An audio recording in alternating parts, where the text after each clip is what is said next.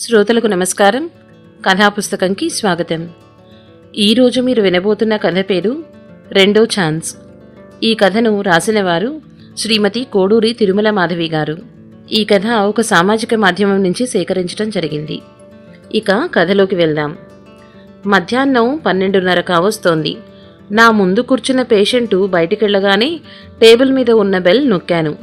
తలుపు తెరిచి "yes madam" అంటూ కమల లోపలికొచ్చింది. "ఇంకా ఎంతమంది పేషెంట్లున్నారు?" అని అడిగాను నేను. "ఇంకా 2 ఉన్నారు మేడం. ఒకరు బయట వెయిట్ చేస్తున్నారు, ఇంకొకరు అరగంటలో వస్తున్నట్టు ఫోన్ చేశారు" అని చెప్పింది. సరే అయితే ఆ వెయిట్ చేస్తున్న వారిని లోనికి పంపించు" అనగానే "అలాగే మేడం" అని కమల తలుపు వేసి వెళ్ళిపోయింది. వెంటనే ఆ పేషెంట్ లోపలికొచ్చారు. వారిని చూసి మాట్లాడి పంపించాక నే కాస్త రిలాక్స్డ్గా కుర్చీలో వెనక్కి వాలాను. నా పేరు భార్గవి. నేను సైకియాట్రిస్ట్ని. నేను ప్రాక్టీస్ మొదలుపెట్టి 15 ఏళ్ల పైనే అయింది. మొదట పెద్దగా పేషెంట్లు వచ్చేవారు కాదు. మరీ మించిపోతే రోజుకి 1-2 అంతే. మన దేశంలో సైకియాట్రిస్ట్ దగ్గరికి వెళ్లడం అంటే అదేదో చాలా తప్పు అన్నట్టు భావిస్తారు. ఎవరైనా సైకియాట్రిస్ట్ దగ్గరికి వెళ్ళొస్తే చాలు, "ఏమైంది నీకు? సైకియాట్రిస్ట్ దగ్గరికి వెళ్లాల్సినంత అవసరం ఏమొచ్చిందో" అంటూ ఆరాలు తీస్తారు. అలా వెళ్లిన వాళ్లకు పిచ్చో మరేదో ఉన్నట్టుగా భావిస్తారు. కానీ ఇప్పుడిప్పుడే ప్రజల ఆలోచనల్లో కాస్త మార్పు వస్తోంది. శరీరానికి రుగ్మతలు ఉన్నట్టే మానసిక రుగ్మతలు ఉంటాయని, వాటిని నిర్లక్ష్యం చేయకూడదు అని తెలుసుకుంటున్నారు. ఇది నిజంగా మంచి మార్పు. ఇలా ఆలోచిస్తున్న నాకు, "మేడం, ఆ ఫోన్ చేసిన పేషెంటు వచ్చారు, లోపలికి పంపమంటారా?" అన్న పిలుపుతో ఆలోచనల్లోండి బయటికొచ్చాను. "హా, పంపించు" అన్నాను నేను. తలుపు తీసుకుని నా వయసే ఉన్న ఒక ఆవిడ లోపలికొచ్చి "నమస్తే మేడం" అంటూ నా ముందు ఉన్న కుర్చీలో కూర్చుంది. తనని చూసిన నా ఆనందానికి ఆశ్చర్యానికి అవధులు లేవు. నువ్వు మాలతివి కదూ" అన్నాను ఆనందంతో. తను కూడా ఆశ్చర్యపోయి "నువ్వు భార్గవి కదా" అని అడిగింది. ఇద్దరం ఆనందంతో కౌగలించుకున్నాం. ఇలా ఇన్నేళ్ల తర్వాత అనుకోకుండా కలుసుకోవడం ఇద్దరికీ చెప్పలేని ఆనందంగా ఉంది. మేము 10వ తరగతి వరకు కలిసి చదువుకున్నాం. తర్వాత ఇంటర్లో నేను సైన్స్ గ్రూపు, తను ఆర్ట్స్ గ్రూపు తీసుకుంది. మా ఇద్దరి కాలేజీలు కూడా వేర్వేరు కావడంతో మా దారులు కూడా వేరయ్యాయి. స్కూల్లో చదివేటప్పుడే తను చాలా యాక్టివిటీస్లో పాల్గొనేది. చాలా ధైర్యవంతురాలు. మా అందరికీ తను ఇన్స్పిరేషన్గా ఉండేది. ఏదైనా అన్యాయం జరిగితే అస్సలు ఊరుకునేది కాదు. మేమందరం తనని లా చదివి లాయర్ అవ్వవే, నీకు బాగా సూట్ అవుతుంది అనేవాళ్ళం. ఇలా సాగిపోతున్న ఆలోచనల నుండి బయటికొచ్చి, అది సరేగాని మాలతి, ఇప్పుడు నువ్వెక్కడున్నావు, ఏం చేస్తున్నావు, ఇలా ఇప్పుడు నా దగ్గరికి ఎందుకొచ్చావు అంటూ ప్రశ్నల వర్షం కురిపించాను. తను నవ్వుతూ "ఆగవమ్మా డాక్టరమ్మా, అన్నీ చెప్తాను" అంటూ ఒక చిన్న నిట్టూర్పు విడిచి తన గురించి చెప్పసాగింది. "డిగ్రీ అయ్యాక మీరందరూ అన్నట్టుగానే BA-BL చదివాను. లా ప్రాక్టీస్ కూడా చేశాను. తర్వాత పెళ్ళయింది. పెళ్ళయ్యాక కూడా లాయర్గా కొనసాగాలి అనేదే నా కోరిక. కానీ పరిస్థితులు అనుకూలించలేదు. అత్తగారింటికి అలవాటు పడాలి కదా. పిల్లలని కొన్ని రోజులు, వారి చదువులని కొన్ని రోజులు, ఇలా రోజులు సంవత్సరాలు గడిచిపోయాయి. ఇక మా వారేమో పెద్ద బిజినెస్ మ్యాగ్నెట్. ఆయన వ్యాపారాల నిమిత్తం ఎప్పుడూ బిజినెస్ టూర్ల మీద వేరే ఊర్లలో ఉండడం వల్ల ఇంటి బాధ్యత, పిల్లల బాధ్యత మొత్తం నేనే చూసుకోవాల్సి వచ్చింది. ఈ బాధ్యతల్లో పడి నేనొక లాయర్ అన్న సంగతే మర్చిపోయాను. పిల్లలు పెద్దవాళ్లయ్యారు, పెళ్లిళ్ళయ్యాయి. ఇద్దరూ వారి వారి జీవితాల్లో స్థిరపడ్డారు. వాళ్ల హడావిడి వాళ్లది. ఇప్పుడు నాకు ఒంటరితనం ఎక్కువగా బాధిస్తోంది. ఆరోగ్యం కూడా దెబ్బతింది. ఎప్పుడూ ఏదో దిగులు, భయంగా ఉంటోంది. ఎవ్వరితోనూ కలవలేకపోతున్నాను, మాట్లాడలేకపోతున్నాను. చాలా డిప్రెస్డ్గా ఉంటోంది. ఈయనతోనా బాధ చెప్పుకుందామంటే నేను చెప్పేవి ఏవి ఆయనకి పెద్ద విషయాలుగానే తోచవు. నాకు ఏం చేయాలో తెలియడం లేదు. ఒక్కోసారి చాలా దిగులుగా ఉంటోంది. కారణం లేకుండా ఏడుపొస్తోంది. అందుకే ఎవరినైనా మానసిక డాక్టర్ని కలుద్దామని వచ్చాను. తీరా ఇక్కడికొచ్చాక నా ప్రియమిత్రురాలే డాక్టర్ అవ్వడం చెప్పలేని సంతోషంగా ఉంది అనగానే నేను చిన్నగా నవ్వుతూ "అయ్యో, ఇంతేనా? నేనింకేదో పెద్ద సమస్య అనుకున్నాను. ఈ పరిస్థితి 100కి 50 మందికి ఆడవాళ్లకి ఉన్నదే. ఇల్లు, సంసారం, పిల్లలు అని బాధ్యతలున్నంత వరకు వాటిలో మునిగిపోతారు.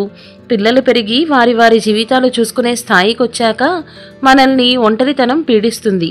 ఉద్యోగాలు చేసే ఆడవాళ్ల పరిస్థితి కాస్త బాగున్నా ఇంట్లోనే ఉండే ఆడవాళ్లు మాత్రం ఈ సమస్యను ఎక్కువగానే ఎదుర్కొంటారు. మగవాళ్ళు ఇంటికన్నా బయట ప్రపంచంతో ఎక్కువగా సంబంధం కలిగి ఉంటారు కాబట్టి వారిని ఈ సమస్య పెద్దగా బాధించదు. అయినా ఇందులో నీదే తప్పంటాను. లా చదివావు, ఇంటి బాధ్యతల వల్ల కొంతకాలం నీ ప్రాక్టీస్కి దూరంగా ఉన్నా తరువాతైనా నీ కెరియర్ని నువ్వు తిరిగి ప్రారంభించి ఉండాల్సింది. ఇంతకు ముందు ఉమ్మడి కుటుంబాలుండేవి. ఒకే ఇంట్లో అన్నదమ్ములు, తోడికోడళ్ళు, వాళ్ల పిల్లలు ఇలా 10-15 మందికి తక్కువ కాకుండా ఉండేవాళ్లు. ఇంట్లో కూడా ఎప్పుడూ పెళ్లిళ్ళు, పేరంటాళ్ళు, పూరుళ్ళు, పుణ్యాలు అని ఏదో ఒకటి జరుగుతూ ఉండేది. ఇంటికొచ్చేవాళ్లు, పోయేవాళ్లు. ఆడవాళ్లకు క్షణం కూడా తీరికుండేది కాదు. ఎప్పుడూ 10 మంది ఇంట్లో ఉంటూనే ఉండేవాళ్లు. కానీ కాలం మారింది. ఇప్పుడు అన్నీ చిన్న కుటుంబాలైపోయాయి. జీవితంలో ఒక స్టేజ్కి వచ్చాక ఒంటరితనం తప్పడం లేదు. కాబట్టి ఆ సమస్యను మనమే ఎదుర్కోవాలి. శరీరంతో పాటు మనసుకి కూడా మంచి వ్యాయామం కావాలి. అప్పుడే ఇటువంటి నిరాశ, నిస్పృహ, డిప్రెషన్ లాంటివి మన దగ్గరికి రాకుండా ఉంటాయి. ఒంటరిగా కూర్చొని ఉంటే ఏవో పనికిమాలిన ఆలోచనలు వస్తూనే ఉంటాయి. నువ్వెలాగూ లా చేశావు కాబట్టి కోర్టుకెళ్ళి ప్రాక్టీస్ చేయకపోయినా నీకున్న జ్ఞానంతో ఒక కన్సల్టెన్సీ ప్రారంభించొచ్చు కదా. న్యాయపరమైన సమస్యలకు నీ సలహా సూచనలు ఇవ్వవచ్చు. ఇప్పుడు సోషల్ మీడియా కూడా బాగా డెవలప్ అయింది. దాని ద్వారా కూడా నువ్వెంతో తెలుసుకోవచ్చు. ఏదైనా చెయ్యొచ్చు. లేదా నీకు ఇంట్రెస్ట్ ఉన్న ఏ విషయంలోనైనా తిరిగి సాధన మొదలుపెట్టు. ముందు కొంచెం తడబడినా క్రమేణా పుంజుకుంటావు. మన గురించి మనమే ఆలోచించుకోవాలి. అంతే తప్ప నాకెవ్వరూ లేరు, నా అవసరం ఎవరికీ లేదు అనుకుంటూ కూర్చోవడం తప్పు. అయినా నేను ఒంటరిని అనుకుంటూ కూర్చోవడం కంటే ఏదైనా సాధించడానికి జీవితం మనకి రెండో ఛాన్స్ ఇచ్చింది అని ఎందుకు అనుకోకూడదు? ఇప్పటిదాకా అందరి కోసం బతికావు, ఇప్పుడు నీకోసం నువ్వు బతుకు అనగానే నా మాటలు శ్రద్ధగా విన్న మాలతి, నిజమే భార్గవి, నువ్వు చెప్పిన మాటలు వింటుంటే నాలో ఏదో కొత్త ఉత్సాహం కలుగుతోంది అని అంతలోనే, ఇప్పుడు ఇవన్నీ నా వల్ల అవుతాయంటావా అని బేలగా అడిగింది నా వైపు చూస్తూ. హరే భలే దానివే, మనసుంటే మార్గం ఉంటుంది మాలతి, నువ్వు తప్పకుండా చేయగలవు. నాకు తెలిసిప్పుడు మీ వారి నుంచి కూడా ఏదో పెద్దగా అభ్యంతరాలేం ఉండవు. ఒకవేళ చెప్పినా ఇప్పుడు ఇంక నువ్వు నీ ప్రయత్నం ఆపవలసిన అవసరం ఏమాత్రం లేదు. నిజం చెప్పాలంటే చిన్నప్పటి నుండి మా అందరిలోకి నువ్వే ధైర్యవంతురాలివి అనగానే, థ్యాంక్స్ భార్గవి, తప్పకుండా నువ్వు చెప్పినట్టే చేస్తాను. జీవితం నాకిచ్చిన రెండో ఛాన్స్ని సద్వినియోగం చేసుకుంటాను అని చెప్పి బయటకు వెళ్తున్న మాలతి వైపు అలాగే చూస్తూ ఉండిపోయాను నేను.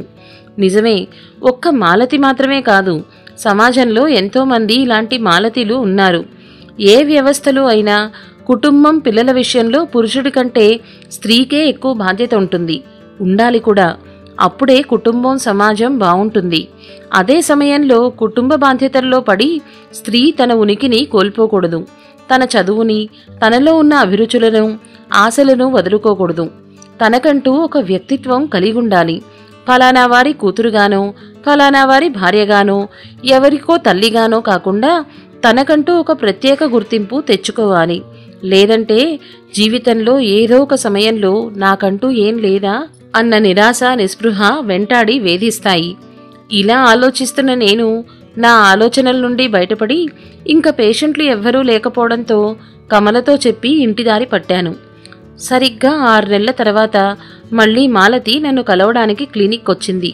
తనలో ఇప్పుడు ఒక పెద్ద మార్పు కనిపిస్తోంది. ఇంతకుముందు ఉన్న దిగులు, నిరాశ మాలతిలో ఇప్పుడు మచ్చుక్కి కూడా లేవు.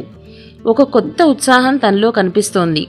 నన్ను చూడగానే గట్టిగా కౌగిలించుకొని, చాలా థ్యాంక్స్ భార్గవి, నీ స్ఫూర్తి, స్నేహం నా జీవితాన్ని మార్చేశాయి. నువ్వు చెప్పినట్టే లా కన్సల్టెన్సీ పెట్టాను. మొదట కాస్త భయపడ్డాను, కానీ ఇప్పుడు నిలదొక్కున్నాను తెలుసా. నేను చదివిన చదువును సార్థకం చేసుకున్నాను. న్యాయపరమైన ఎన్నో సమస్యల కోసం నా దగ్గరకొచ్చే వారికి నా సహాయ సహకారాలు, సలహాలు అందిస్తున్నాను. అంతో ఇంతో సమాజానికి ఉపయోగపడుతున్నాను అనేసరికి, వెరీ గుడ్ మాలతి, ఇది కదా మా డేర్ అండ్ డాషింగ్ మాలతి అంటే అనగానే ఇద్దరం సంతోషంగా నవ్వుకున్నాం. సమాప్తం. ఇదండి కథ. ఇందులో చెప్పినట్టు చాలామంది మాలతి లాంటి వాళ్ళు ఇంట్లోనే ఉంటూ డిప్రెషన్కి లోనైపోయాం అనుకుంటూ వారికి లేని బాధల్ని కూడా పెద్దగా ఊహించేసుకుని డాక్టర్ల చుట్టూ తిరుగుతున్నారు. An idle mind is a devil's workshop అంటే ఖాళీగా కూర్చుంటే ఎక్కడ లేని బాధలన్నీ గుర్తొస్తాయి మనకి. ఈ కథలో లాగా ప్రతి ఆడవాళ్లు మాలతిలాగానో భార్గవిలాగానో డాక్టర్లు లాయర్లు అవ్వాల్సిన అవసరం లేదు. ఇంట్లోనే ఉంటూ వాళ్ళకి నచ్చిన వ్యాపకంతో ఎవరిని వారు ఎంగేజ్ చేసుకుంటే చాలా మంచిది. ఈ కథ మీకు నచ్చిందా? నచ్చినట్లయితే మరింత మందికి షేర్ చేయండి, లైక్ చేయండి, మీ అభిప్రాయాలని కమెంట్ రూపంలో వ్యక్తపరచండి. మరిన్ని సందేశాత్మక, సామాజిక, వినోదాత్మక కథలు వినాలి అనుకుంటే కథాపుస్తకం ఛానల్ని సబ్స్క్రైబ్ చేసుకోండి. ధన్యవాదాలు.